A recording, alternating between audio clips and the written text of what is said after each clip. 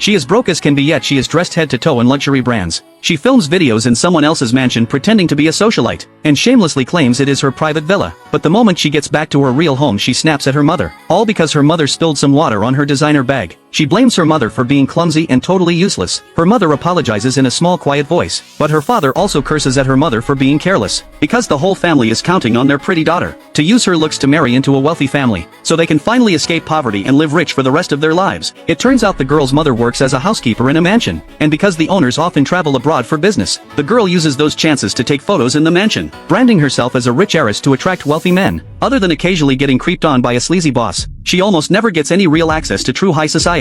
But an opportunity shows up fast. Her aunt, who built her life by cozying up to rich people, actually offers to take the girl to an elite dinner party. Her aunt pulls out a dazzling spread of fake jewelry, and tells Annie to pick a few pieces to help her look the part. Vain Annie immediately goes for the biggest diamond ring, but her aunt stops her right away, because a diamond that big is way too noticeable. People would spot the knockoff in seconds. Then her aunt tells Annie her presence has to be strong. Sometimes people cannot tell what's real and what's not, so that first classy impression matters most. After her aunt gives her a full makeover, Annie stuns everyone in a low-key but luxurious white gown. Sure enough, the moment she walks in, all the men at the party look her way. Her aunt praises her for doing a great job. A perfect first impression has already been made. The first person her aunt introduces is a jewelry store owner, but Annie thinks he is way too old. Next, her aunt introduces the son of a garage owner, but Annie complains his business sounds too low class. Her aunt lines up one rich kid after another, but Annie either thinks they are too short or too ugly. Just as Annie is about to move somewhere else to hunt for better prey, she bumps right into a handsome rich heir, and clearly he is a little taken with Annie. Her aunt strikes while the iron is hot and tells Annie to lock this guy down. But this rich heir is a playboy. There are countless women lining up to throw themselves at him. He pulls out his phone and asks for Annie's number, but her sharp aunt cuts in immediately, making an excuse and pulling Annie away. Do not hand out your number so easily. A girl has to hold herself higher. If you are too easy to get, you look cheap.